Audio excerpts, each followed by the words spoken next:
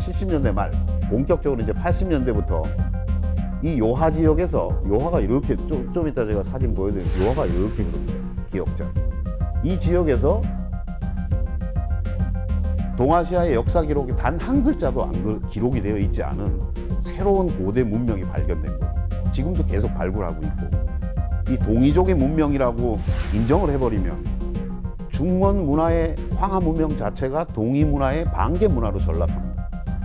근데 갑자기 요하 문명이 발견되면 이게 바로 요하 문명이 바로 황제족의 문명이라고 하는 겁니다.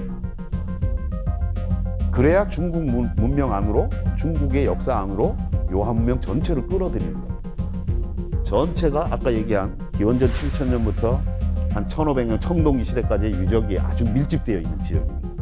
그다음에 이건 동산지 출도인데, 동산지에서 얼굴이 없어요. 비너스 상인데 보통 이게 고고학에서 배가 불룩하고 임신하고 엉덩이 가슴 이렇게 부풀려서 표시한 이런 것들을 그냥 고고학에서는 비너스 상이라고 이렇게 통칭을 합니다.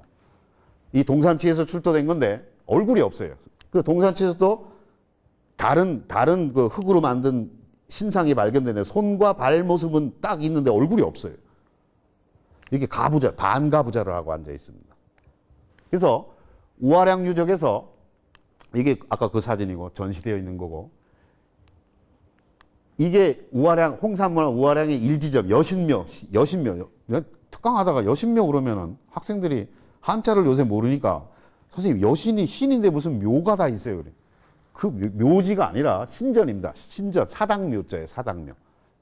여신을 모신 신전. 이 주실에는 실물의 3배 사이즈의 여신이, 인간 실물의 3배 사이즈의 여신이 모셔져 있었습니다. 2배짜리, 1배짜리. 여신이 등급이 3수로 나눠져 있었어요. 가장 주신은 인간 크기의 3배 사이즈입니다. 그거 어떻게 아느냐? 좀 이따 제가 보여드릴게요. 자, 이런 식으로 이제 복원이 되었고, 이게 길이가 한 20m 됩니다. 20m. 신전이 나옵니다, 이렇게. 자, 이거는 이 우아량에서는 얼굴이 발견됐어요. 얼굴이 발견되고, 뭐, 가슴이나 어깨, 손, 이런 것들이 다 따로따로 깨진 채 발견됐는데, 얼굴은 그래도 온전하게 발견이 됐습니다. 요거는 실물 사이즈의 여신이었어요. 또, 눈동자는 청옥으로 갈아서 만든 겁니다. 옥으로. 단추처럼 반원으로 해가지고 이렇게 꼽아 놓은 거예요. 동그랗게 갈아서. 그래서 앞에 동산치에서 발견된 손 모양과 다리 모양을 모방을 해가지고 이렇게 복원을 한 겁니다. 이렇게 앉아 있어. 요거를 모방해서 이렇게 복원을 한 겁니다. 실제로 이렇게. 여신을 이런 식으로 모셨다는 거죠. 자, 그 크기가, 손 크기가 다르죠? 그 여신묘 발굴할 때, 뭐 5,500년이니까 흙으로 만들었으니까 다 깨져 있어요. 그러니까 언제 어떤 모형인지는 잘 알 수가, 얼굴은 이제 나왔으니까 이런 얼굴인가 알고, 손은 크기가 다르잖아요. 그죠? 자, 유방도 A, B, C급이 다 있죠? 그래서 사람들이, 아, 여신이 한 사람이 아니라 여러 사람을 모셨는데 크기가 다르구나를 알 수 있는 겁니다. 귀도 실물의 우리 실제 사이즈의 귀, 2배 사이즈, 3배 사이즈가 나옵니다. 귀가. 그래서 그런 걸 가지고 박물관에서 복원한 모습입니다. 여러분들 보는 이게 이분이 우리의 웅녀일지도 모릅니다. 이 홍산문화의 주 토템이 곰족입니다. 자, 그 다음에 홍산문화에서 또 남신상도 발견됐는데, 남신상. 자, 이게 남신, 제가 직접 사진 찍은 겁니다. 이거 다. 남신상인데, 남신상도 손모습이나 이 발은 아주 간략하게 이렇게 처리가 되어 있는데, 역시 반가부절하라고 손을 모으고 있어요. 한반도에, 뭐, 전체 높이가 이거는 남신상은 한 55cm 정도 됩니다. 작은 거죠. 요만합니다. 자, 여기 보면 귀걸이를 했었죠. 그죠? 귀걸이 구멍이 있죠. 여러분들, 조선 초까지 한반도에서는 우리 조상들은 남자들이 귀걸이 한 거 알고 계십니까? 남자들이 다 귀걸이 했습니다. 그래서 세종 때, 성종 때인가 되면 그 신하들이 상소를 올립니다. 아, 남자들이 귀걸이를 하는 게 보기 싫으니까 금지하십시오. 그때부터 없어집니다. 고려시대, 여러분들,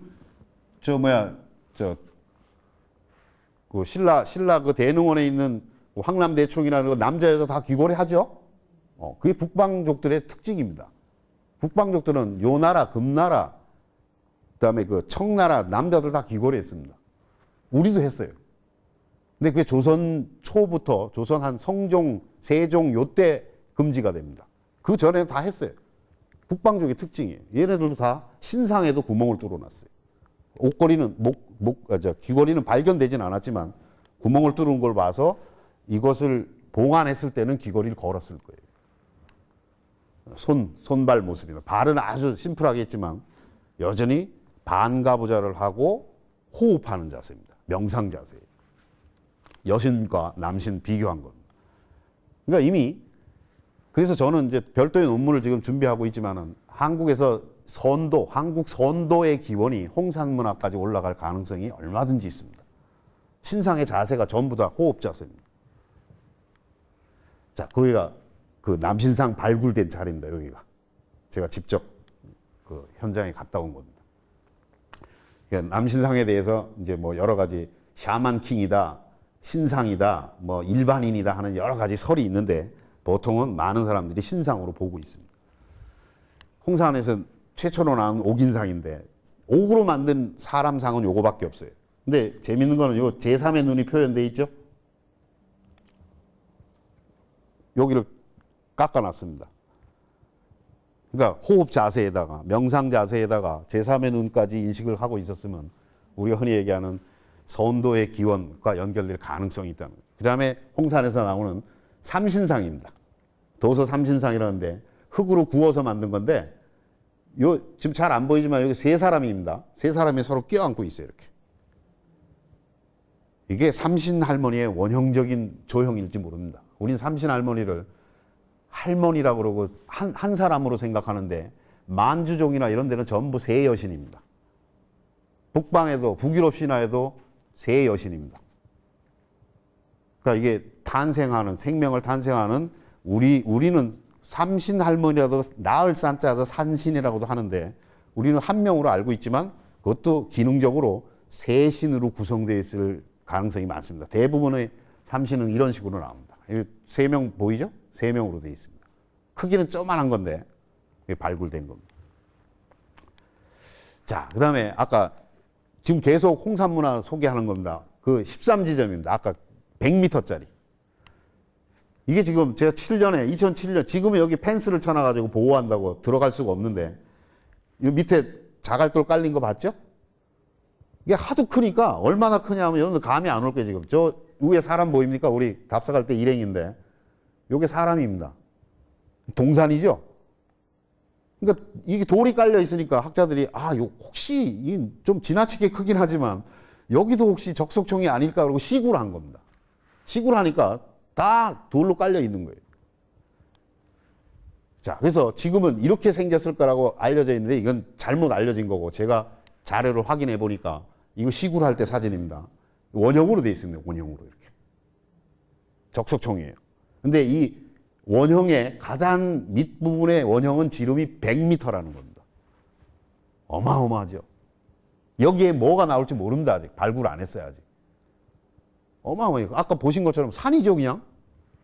이거 보세요. 이거 보면 산이잖아요. 사람 하나 서 있는데 어마어마한 동산인데 이 전체가 하나의 적석총입니다. 그래서 어떻게 생겼는가?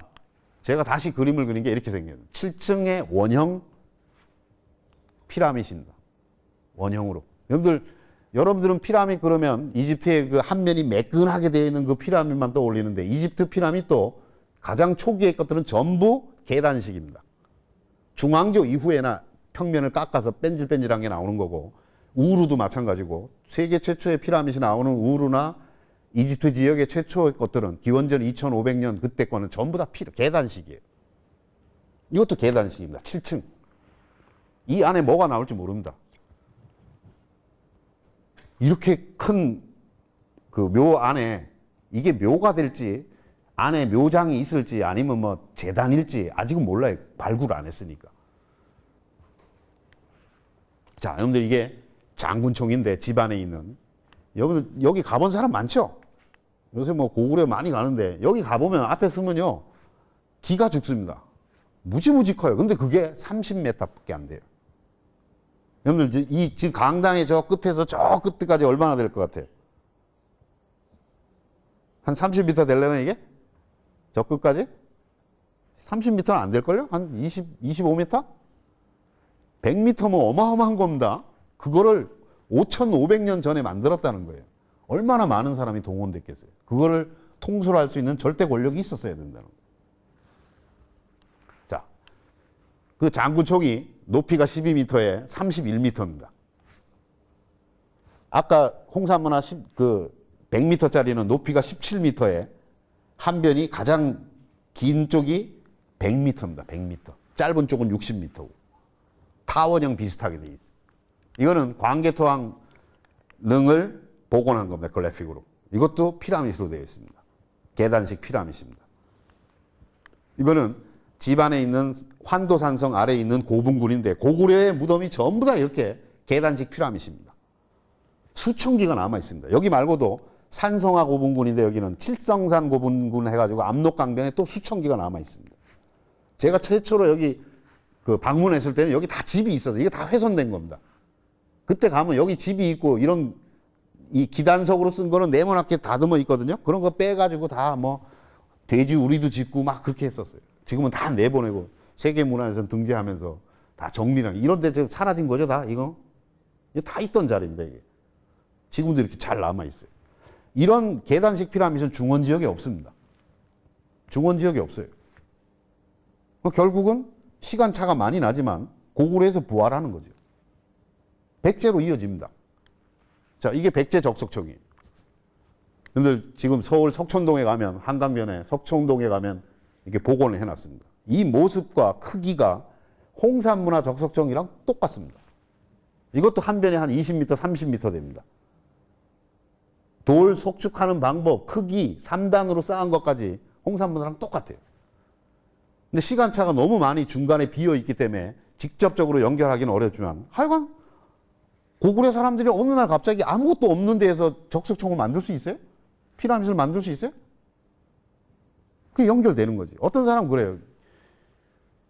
그 홍산문화하고 고구려하고 막 4천 년의 시간차가 있는데 그걸 어떻게 연결하느냐. 좀 그렇게 반론합니다. 지금 여러분들 이집트에 가면 그 수천 년 전에 피라미드를 지었잖아요. 그죠? 세계적인 관광지잖아요. 그러면 지금 피라미드를 이집트 대통령 죽으면은 피라미드 짓습니까? 지금 안 짓잖아요. 그때 짓고 아무도 안 지어요. 지금도 안 지어요. 그러면 그 피라미드를 건설한 자들은 지금의 이집트인들의 선조가 아닙니까? 시간적 간극이 있지만은 고구려에서 어느 날 갑자기 생뚱맞는 적석청을 만들 수 없다는 거죠. 그게 내려오는 거죠. 그걸 지을 수 있을 때 짓는 거고. 지금 우리 대통령 죽으면 피라미드 짓습니까? 네? 우리가 고구려의 후예라 그래서 지금 사람들 피라미드 짓는 사람이 있어요? 수천 년 또 잊어먹었잖아요. 그죠? 고구려 백제 이후에 또 안 짓잖아요. 2000년 이상 안 짓잖아요. 그렇다고 그게 우리 선조와 상관이 없느냐 이 말이에요. 자, 일본까지 이어집니다. 일본도 도레인을 통해서 이런 계단식 피라미드이 일본 본토에서도 나옵니다. 고구려 백제계라는 걸 우리가 금방 눈으로 알 수 있는 거죠. 그 다음에 하가점 하층문화인데 하가점 하층은 청동기입니다. 청동기 시대인데 여기서 재미난 거는 이런 치, 이런 걸 치라 그럽니다. 치. 석성을 쌓는데 이렇게 돌출부를 만드는 건데 이렇게. 여기 골목이고 이게 삼자점 석성인 터인데 여기 가면 이렇게 치가 이렇게 여기는 왜 치가 없느냐? 여기 물길입니다. 그러니까 자연적인 방어선이니까 여기는 치를 안 만들고 여기 물이 돌아갑니다. 이렇게. 그러니까 이쪽은 언덕 꼭대기에 있는데 여기는 저기 쳐들어오면 이 치라는 거는 하가점 하층부터 나오기 시작하지만 이게 고구려로 또 연결됩니다. 고구려의 성들은 다 치를 갖추고 있어요. 중원에는 치가 안 나옵니다. 당나라 이후에 고구려한테 하도 지고 그 치를 뺏겨갑니다. 그 이전에는 안 나옵니다. 여러분 삼국지 같은 거 영화 많이 봤잖아요. 그죠? 그럼 성이 그냥 돌로 이렇게 성이 쌓여 있고 치가 없죠? 치가 있는 거 없는 거는 방어 능력에서 어마어마한 차이를 줍니다. 여러분들 생각을 해요. 아이고. 자, 적들이 여기로 들어오면 치가 없을 때는 한쪽 방향에서만 방어를 할 수 있잖아요. 근데 치가 있으면 치에서 뒤통수에다가 화살을 쏠 수 있어요. 고구려의 특징이 치를 갖춘 석성입니다. 그러니까 고구려가 거의 700년 가까이 무너지지 않고 막강한 무슨 수나라, 당나라와 싸워서도 그렇게 버틸 수 있는 겁니다. 고구려 이전에는 치를 갖춘 데가 없었어요. 근데 하가점 하층에서 거의 많은 석성들이 전부 치를 갖추고 있어요. 요게 치입니다, 치. 치도 아주 삼중으로 쌓았어요. 하나 무너져도 뒤에 게 그대로 남아있어요. 이 2000년, 기원전 4000년 전 사람들이 쌓은 성이란 말이에요. 이것도 이 성자산인데 여기도 치가 다 갖춰져요. 산 꼭대기에. 내성도 있고 이중성 구조로 되어 있어요. 고구려 성의 특징이 이중성입니다. 평지성이 있고 유사시를 대비한 산성이 있어요. 그게 현재까지 나눠오는 겁니다. 우리나라는 평지성이 있고 한양성이 있고 북한산성, 남한산성이 있죠. 평지성이 함락되더라도 산성으로 가서 다시 재정비해서 또 싸우는 겁니다. 그러니까 하나가 점령이 되더라도 평지성이 점령이 돼도 유사시에는 산성으로 도망가서 거기서 재차 정비해서 또 싸우는 겁니다. 그래서 산성에 가면은 오녀산성도 마찬가지고 그 집안에 있는 환도산성도 거기 안에는 물도 있고 식량을 비축해 놓습니다. 항상 전시를 대비해서. 그런 구조가 중원 지역에는 없습니다. 한반도와 연결되는 특징들이죠. 자, 이런 것들은 뭐 여기 지금 여기가 환도산성이고 평지성, 국내성입니다. 국내성이 무너지면 일로 도망가서 여기서 싸우는 겁니다. 이게 전부 무덤들이고 이거 산성하 고분군이라고 부르는 겁니다.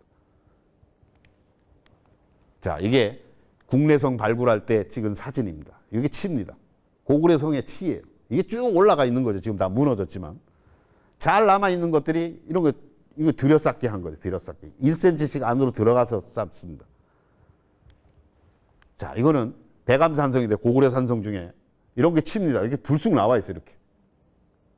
그래서 들여쌓기를 하지만 계속 들여쌓기 하면 사람들이 손으로 다 올라오죠.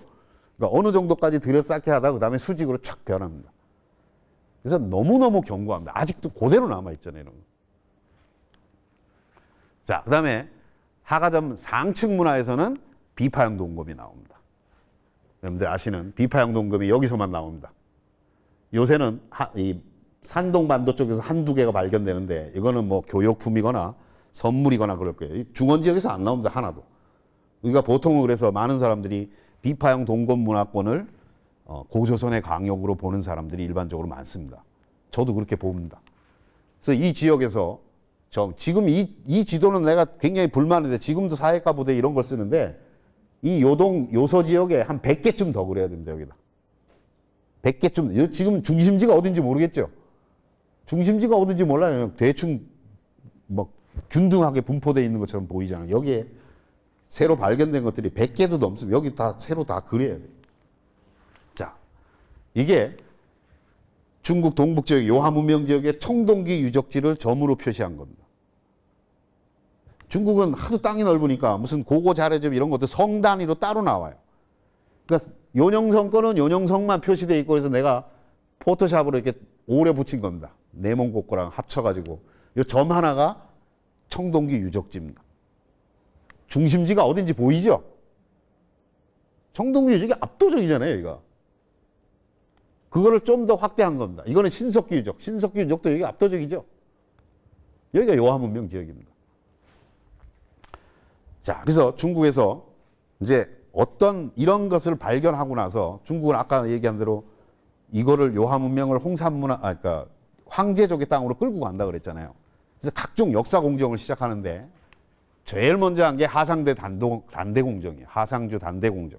즉 하상주의 설립연도와 멸망연도를 정확히 5년 동안을 작업합니다. 천문학자, 뭐 체질인류학자 모든 200명의 학자가 모여서 5년 동안 국가 사업으로 계획을 한 겁니다. 그 총 결론이 이겁니다. 하나라는 아주 연대가 1년 단위로 딱 규정을 해버렸어요. 2070년 기원전에서 1600년까지. 이게 다 역사시대입니다.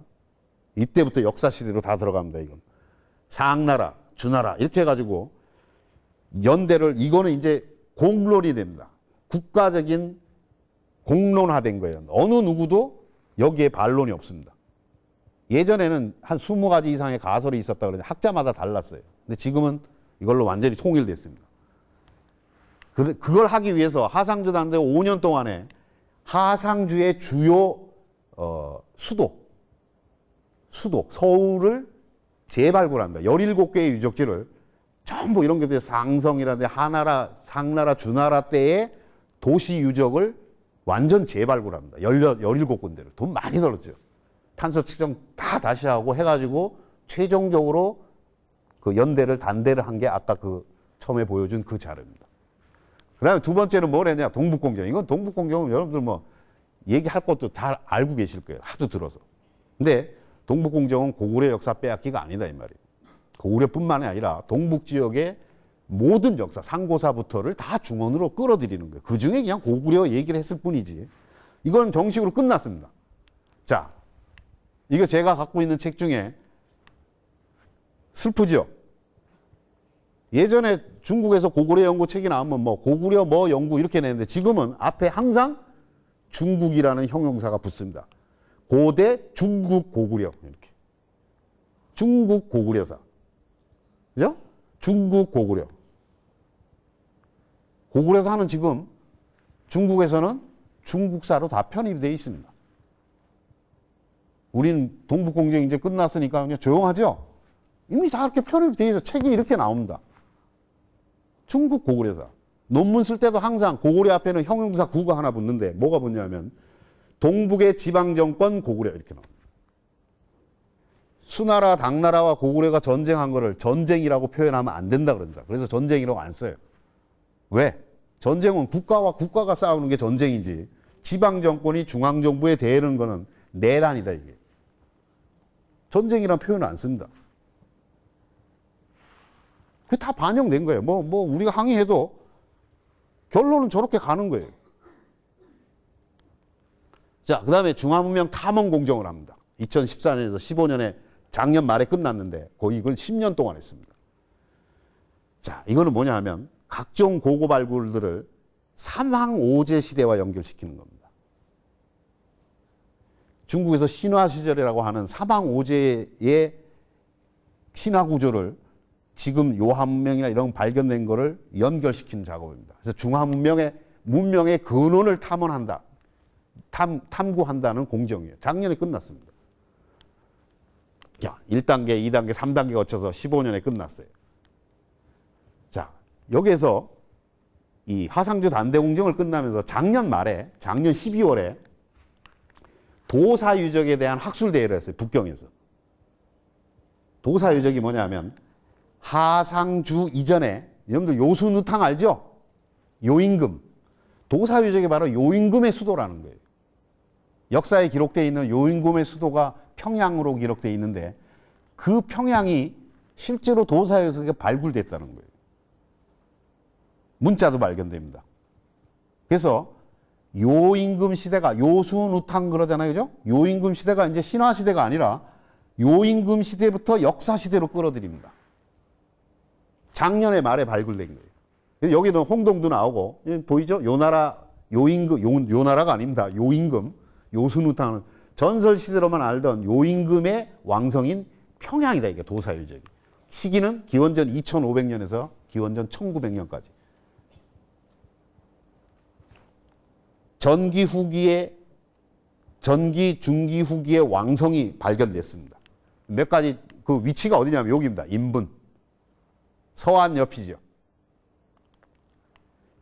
황하가 이렇게 흐르는데 여기입니다. 여기가 하나라의 중심지인 이리두 유적도 있고 여기가 중심지입니다. 실질적인 고대 청동기 문화의 중심지인데 여기에서 도사유적이 발견됩니다. 도사유적을 여기가 이리두는 하나라 하상주 할 때 하나라 중심 도시고 도사가 여기입니다. 여기서 내려오는 거죠. 이렇게 시기가 내려가면서 이게 황하입니다. 황하를 따고 이 지역에 이 청동기 문화유적이 밀집되어 있는 여기에서 도사유적이 발견되는데 도사유적에서 이게 왕성입니다. 왕성이 발견되고 면적이 한 300만 평대입니다. 300만 평방미터. 그래서 중국에서는 이 도사유적이 요임금의 왕도라고 정식으로 공표를 한 겁니다. 작년 말에. 15년 12월 12일인가요? 22일인가요? 정식으로 공표를 했어요. 반론도 별로 없습니다. 그러면 우리 신화 기록에 보면 우리 그 당군 신화를 얘기할 때 당군이 고조선을 건국했는데 삼국유사에 나오죠. 요임금과 같은 시대이다라는 표현을 꼭 쓰지요. 그러니까 그 요임금이 전설 시대로 알았는데 중국에서는 그게 역사 시대화 된 거예요. 시기도 맞습니다. 시기도 기원전 2500년까지 올라가요. 1900년까지. 가장 중앙조 시절은 기원전 2300년에서 한 2100년 그때까지입니다. 그때 왕성을 건설하고 문자도 나옵니다. 여기 사진을 내가 해놨는지 모르는데 여기서는 도사유석에 뭐 여러 가지 세계 최초가 나오는데 천문 관측대도 나옵니다. 세계 최초의 관상대인데 이게 스톤헨지보다도 500년이나 빠릅니다. 그러니까 이런 걸 다 얘기를 할 수는 없고 도사유적에 나오는 토기들인데 이게 특히 요 채도, 요런 채도들은 홍산 문화 이어지는 하가점 하층 문화의 채도들과 거의 똑같죠. 다시 한번 보여드릴까요? 보세요. 요 채도들이 흰색, 까만색, 빨간색으로 칠해져 있는 이 모양들이 요하 문명의 하가점 하층에서 나오는 토기들과 유사합니다. 시기가 도사유적이 빨라요. 그쪽에서 일부 세력이 들어올 수 있어요. 홍산에서는 요거 바로 위에가 홍산 문화인데 안 나옵니다, 이런 게. 어느 날 갑자기 하가점 하층에서 등장하는 거예요. 청동기와 함께. 이게 청동기 문화입니다. 그래서 그게 연결될 가능성도 충분히 있고 그것도 연구를 해야 됩니다. 자, 그 다음에 국사 수정 공정을 했는데 이건 끝났습니다, 이미. 그러니까 국사 수정 공정은 뭐냐면 우리가 흔히 하는 24사와 청사고로 합쳐서 25사 그러잖아요. 그죠? 뭐 사기, 한서, 당선. 그 25사를 각주 작업을 전체를 다 다시 하는 겁니다. 각주 작업을 지금까지 발견된 고고학적인 새로운 그 자료들을 포함해서 각주 작업을 본문은 다툴 수 없으니까 뭐 한나라 때 쓴 사기나 이런 거를 본문을 고치는 게 아니라 본문은 그대로 놔두지만 각주를 다 다시 사는 겁니다. 그래서 2013년에 처음으로 나온 게 이게 그래서 수정본이라고 합니다. 이게 사기 수정본입니다. 25사 전체가 이렇게 나옵니다. 이게 최초로 그러니까 13년에 공정이 완료되면서 최초로 나온 사기인데 예전에는 교정본이라고 불렀는데 이거는 수정본이라고 부릅니다. 수정본 사기가 이제는 한서, 당서 이게 쭉쭉 나옵니다. 13년부터 출판하기 시작해서 최초에 이거 이제 어떻게 각주가 바뀌었는지 연구해야 됩니다. 새로운 고고 발굴들을 어떻게 그 각주에서 살려서 중원 역사화하는지 모든 것들을 연구를 해야 됩니다. 그 다음에 중화문명 전파 공정입니다. 이거는 올해부터 시작될 거라고 얘기를 합니다. 아직은 시작이 안 됐어요. 그 중화문명 탐험 공정을 아까 그 중화문명 탐험 공정 있잖아요. 그거를 지도했던 사람이 이 왕회라는 사람인데 지금 현재 고고학회 회장이면서 사회과학원 고고연구소 소장입니다. 고옥 전문가라고 그랬죠. 아까 왜 고옥할 때도 이 사람 왕회 얘기했잖아요. 일본으로 전파된 거. 이 사람이 지금 고고학회 회장이면서 전국 인민 대표이기도 해요. 그래서 전인대를 할 때 작년에도 제시를 했었고 올해도 작년 말로 탐험 공정이 끝났잖아요. 중화문명 탐험 공정 끝나면서 이런 거를 하자 그러고 제안을 한 거예요. 그게 뭐냐 하면 중화문명 전파 공정입니다. 중화문명 전파 혹은 선정 공정이라고도 얘기하는데 5년 동안 이루어질 겁니다. 아직은 통과가 안 되고 시작이 안 됐어요. 근데 곧 통과될 거라고 얘기한다. 거기서 뭘 제안하냐 하면 놀랍습니다. 중화문명 형성이라는 다큐멘터리를 100부작을 찍으라 이거예요. 놀랍죠? 뭐 10부작도 아니고 중화문명의 형성 과정을 다큐멘터리로 100부작을 찍으라는 거예요. 스케일이 다릅니다. 그 다음에 그거를 각종 외국어라 다 번역하라 이게. 외국어로 다 번역하라. 영어, 독일어 뭐다 주요 언어. 그 다음에 중국의 소수민족들 각 언어로 다 번역하라 이게. 그 다음에 전 세계에 퍼져 있는 공자학원 알죠? 우리 세종학당처럼 전 세계의 그 중국 문화를 알리기 위해 공자학당이라는 것을 그 공자학당에서 보조교재로 이걸 쓰라 이게. 전 세계에 알리라는 거예요.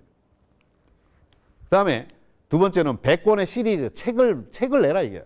중화문명의 형성 과정에 대한 거를 초기 형성 과정을 시리즈로 100권을 책을 내라 이게. 그것도 다 세계 각국 언어로 번역하고 공제학원에서 교재로 쓰고. 셋째는 대형 도로. 만년 전부터 청나라 말기까지 이거를 전부 아주 쉬운 언어로, 도록이니까 사진자료 중심이죠, 그죠? 쉬운 언어로 써가지고 세계 각국에 보급하라는 겁니다. 그 주요 내용이 뭐겠어요? 주요 내용은 지금 얘기하는 이게 홍산문화, 뭐 요하문명 이런 거 당연히 들어가죠. 그 다음에 좀 걱정스러운 게 바로 초중 고등학교 대학교에 교과서 쓰는 겁니다. 교과서 새로 씁니다, 이제. 교재와 보조 교재까지 새로 만들라는 거예요. 그러면 거기에 뭐가 들어가 있어요? 중화문명의 시발점 어디로 가겠어요? 요하문명으로 갑니다. 교과서 쓰고 나면 이제 게임 끝이죠. 그것도 세계 각 언어로 다 번역하라 이게. 다음에 만화 영화도 만들라 이게. 어린이들을 위해서 30부작, 50부작 정도의 만화 영화를 만들어요. 중화문명의 형성 과정을 애들부터 알아야 된다는 거예요. 그것도 그림 동화책도 만들라 이게. 어린이용이죠. 100권의 그림 동화책, 만화책으로도 만들고 만화 영화로도 만들고 이렇게 하라는 거예요. 스케일이 다릅니다, 우리랑. 그 다음에 항상 CCTV는 여러분 하나가 있지 않습니까? 우리나라도 KBS는 1, 2가 있잖아요. 그죠?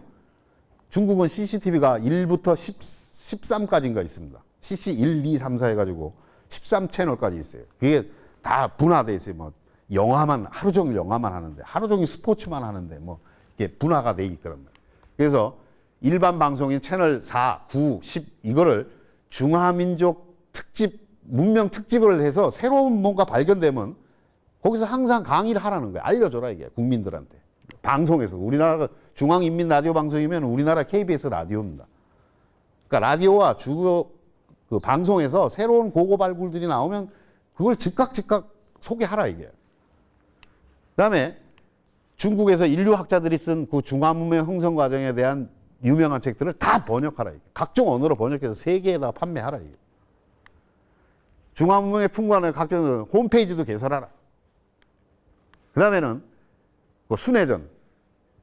주요 발굴품들을 전 세계 순회하라 이게. 전시회로 만들어. 아시아 전당에도 올지도 모릅니다. 몇 년 뒤에. 이렇게 넓은데 뭐 하라는 겁니다. 전 세계를 돌면서. 그 다음에는 중화문명이라는 상중하 큰 책으로 되어 있는 아주 호화로운 양장본을 도록을 만들어서 국가적인 어떤 예품 있잖아요. 국가에서 뭐 외국 원수들이나 뭐 대사관에서 뭐 이렇게 오는 사람들 이런 사람들이 선물용으로 그걸 만들어라. 국가의 명함으로 만들어라 이게. 그다음에 각종 기금을 만들어. 이런 작업을 할 수 있는 기금을 만들래. 국가 기금도 만들고 그 독지가로부터 기부금도 받고 해가지고 이런 시스템을 지속적으로 돌리자는 겁니다. 이거 꼭 실현됩니다. 이게 실현되면 여러분들 지금 앞에 우리가 무슨 공정 쭉 했죠? 그 공정의 결과들을 다 담아내는 최종 결정판이죠 이게. 그래서 전 세계에 선전하는 겁니다. 여하문명이라는 게 있는데 여하문명이 황제족의 문명이고 여기에서 중원 문화가 시작이 되고 중국 중화민족이 시작되었고 그게 어떻게 되어 있고 그런 걸 다큐멘터리 만화 영화 책으로 해서 전 세계 순회 공연하고 선물 주고 할 겁니다.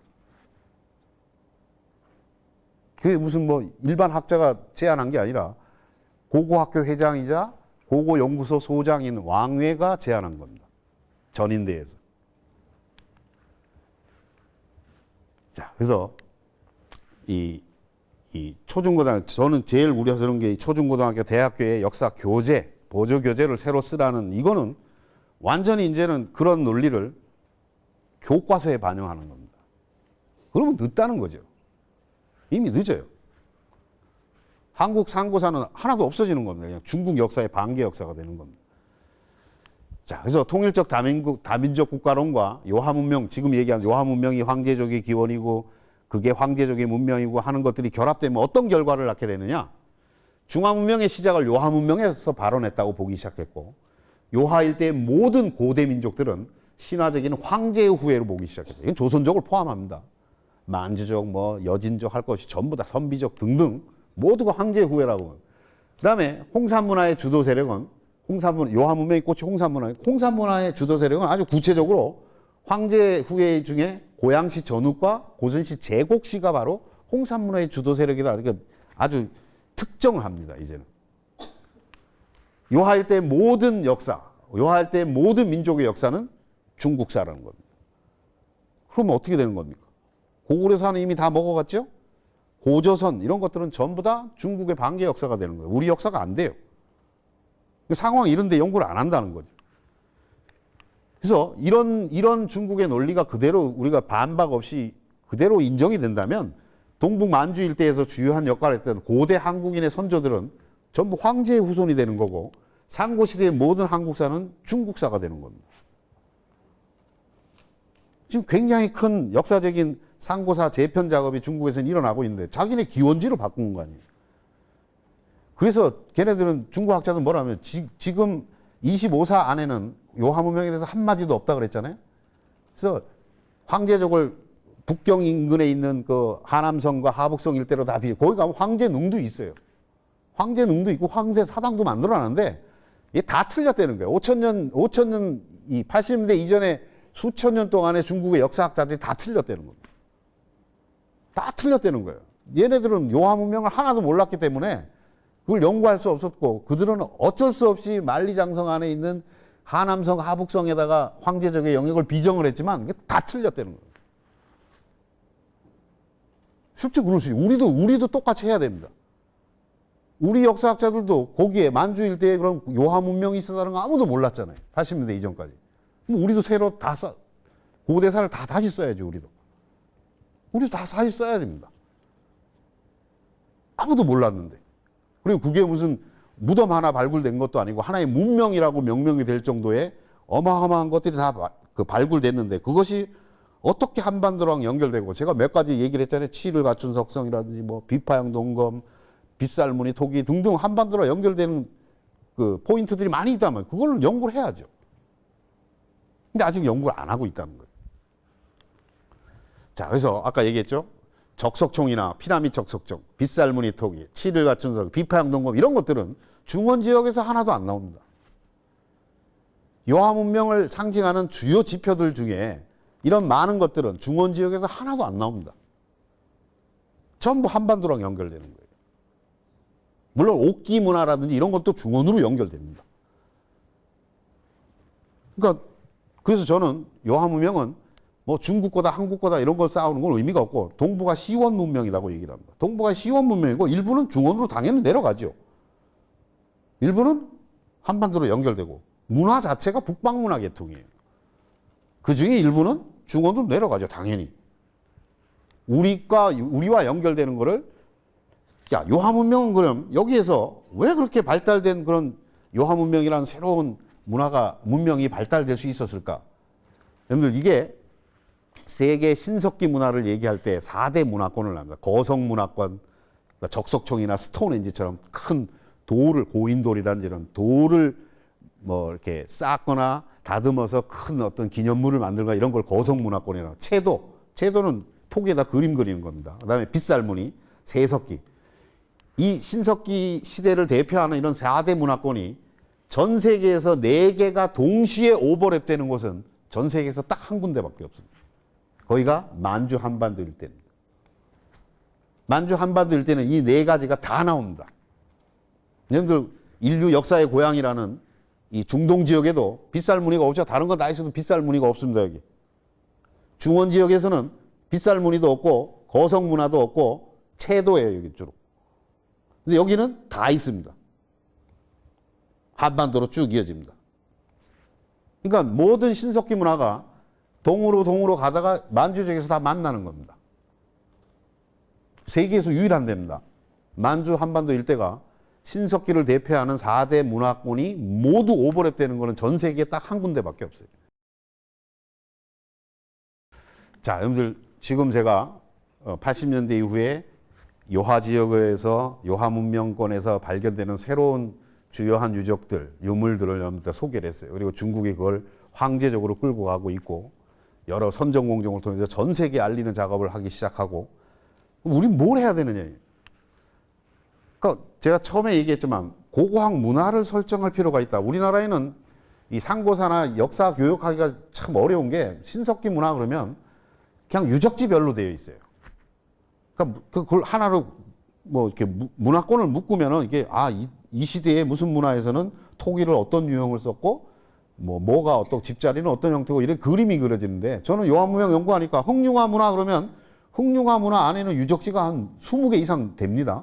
근데 거기는 흑융화 문화에는 시기가 언제고 집자리는 어떤 형태이고 토기는 어떤 형태이고 옥결이 처음으로 나고 이런 게 머리에 그려진단 말이에요. 근데 우리나라는 고고학 문화 개념이 아직 없습니다. 설정하기가 쉽지는 않을 거예요. 이렇게 산이 많고 그래서. 그래서 하여간 뭔가 이렇게 그룹핑을 해가지고 학생들이 쉽게 접근할 수 있게 그런 뭔가 고고학 문화 개념이 만들어져야 된다는 생각이에요. 아니면 다 우린 낮게 유적지 개념으로 돼 있단 말이에요. 시기적으로 어떤 시기에는 뭐가 특징이고 이런 게 머리에 하나도 안 그려져요. 자, 그 다음에 이제 전문학자를 길러야 됩니다. 제가 7회 홍선문화 고봉련단 적봉에서 국제학술대회인데 2012년, 9회, 14년, 15년에 10회, 대련에서 홍산문화 80주년 작년에 제가 그 중국에서 여기서 다 중문으로 논문을 발표했어요. 이런 주요 학술대회에서 한국 학자를 한 사람도 만난 적이 없습니다. 저만 계속 발표하고 있는 거. 한국 학자도 한 명도 못 봤어요. 저 여기 발표하면서. 업서버로 구경하러 온 사람도 한 사람도 못 만났어요. 연구를 해야 됩니다. 그다음에 직접 연구가 안 되면 인적 교류하라 이게요. 제가 박문 교수가 한 것처럼 뭐 박물관에서도 교류할 수 있고 여기 아시아 문화의 전당에서도 홍산문화 연구하는 사람이 있으면 제가 소개해 줄 수도 있어요. 박물관 같은데 이런 데 교류하면 될 거 아니에요. 교류를 하라는 거예요. 학교, 대학 박물관이건 학과에서도 박문 교수나 이런 거 할 수 있다는 거죠. 그다음에 또 하나는 이 요한무명 연구라는 게 고고학이나 역사학의 전유물이라는 이상한 잘못된 생각을 가지고 있어요. 제가 이런 거 얘기하면 당신은 사회학자인데 왜 이런 얘기를 하느냐. 하나의 문명은 모든 분야에서 연구가 가능합니다. 이따 보여드리겠지만 제가 아까 발표했다는 그런데 보면 고고학자들의 발표 논문은 3분의 1밖에 안 됩니다. 나머지 반 이상은 무슨 예술사 하는 사람들, 건축학, 천문학 하는 사람들, 별의별 영역에서 다 논문 발표합니다. 하나의 문명인데 그게 무슨 고고학자들은 그 발굴해서 뭐가 나왔다는 것만 정리해주면 되는 거예요. 1차적인 작업은. 그거의 상징적인 의미라든지 이런 것들은 다른 분야에서 훨씬 더 잘하는 거죠. 그러니까 실제로 학술대회 가면 홍산문화 발표하러 가면 고고학자들이 발표하는 논문은 반도 안 된다 이 말이에요. 근데 우리는 요한문명 얘기하면 모든 분야에서 연구할 수 있습니다. 그런 오해를 깨야 된대요. 옥기 전문가 길러야 됩니다. 우리나라는 옥기가 많이 안 나서 그런지 평생을 옥기만 연구하기가 사실은 쉽지 않아요. 많지 않기 때문에. 근데 하여간 옥기 전문가를 길러야 요한문명에 접근할 수 있습니다. 요한문명은 아까 보신 것처럼 흑융화 시대부터 8000년부터 옥기가 쓰이기 시작해서 홍산 문화에서 아주 최대 절정을 이루고 그다음에 하가점 상하층에서 계속 옥기가 나옵니다. 아까 제일 많은데 20개씩 무덤 하나에 20개씩 나옵니다. 작년에 2015년 5월에 이 홍산 문화에 하도 도굴꾼들이 많으니까 요한무명 지역에 유적지가 무지 많다 그랬잖아요. 특히 홍산 문화에는 그 묘장에 옥기가 많이 나오니까 도굴꾼들이 무지 많아요. 그래서 국가에서 일제 소탕령이 내렸습니다. 여러분 신문에 나와 있을 거예요. 한국 신문에도 나와 있어요. 홍산 문화 도굴꾼 신문 여러분들 나올 겁니다. 거기에서 제가 숫자는 정확하지 않아요. 187명인가가 검거가 됐는데 예? 일제 소탕을 하면서 도굴꾼들이 뭐 10개 조직인가 해가지고 78명인지 87명이 검거를 했는데 그들이 팔지 못하고 아직 가지고 있는 옥기가 1000개가 넘었어요. 저도 답사를 가보면 애지간한 데는 다 도굴되어 있어요. 그냥 적석총이 동그란 게 아니라 가운데가 다 쑥 들어가요. 다 빼가지고. 그런 것들이 다 돌아다니는 거죠. 그래서 너무너무 파괴가 심하니까 일대 소탕령이 내렸는데 187명이 검거됐는데 그들이 그동안에 다 팔았을 거 아니에요. 그죠? 다 팔아먹고 못 팔고 가지고 있던 옥기가 1000점이 넘었어요. 어마어마한 양이 유통되는 거죠. 옥기 전문가를 길러야 됩니다. 홍산 문화가 최초로 발견된 게 일제 일본인에 의해서 1935년에 발굴됩니다. 그때는 옥기 같은 게 중요한 게 안 나왔어요. 그때 발견됐으면 일본 놈들이 다 도굴해 갔을 겁니다. 근데 다행히 그 묘장에서는 옥기가 안 나오고 톡이 몇 개 나와가지고 그 연대도 측정할 수 있는 자료가 없어가지고 그냥 한나라 시기의 무덤으로만 생각했어요. 근데 그게 발굴되면서 보니까 그게 최초의 홍산문화 유적이었어요. 그래서 80주년을 기념해서 대련 사범대학하고 대련시가 학술 발표하는 겁니다. 제가 발표하는 장면이고. 지금 내가 이걸 왜 소개하냐면 제가 발표한 거기에서 한국 학자들을 하나도 못 만났어요.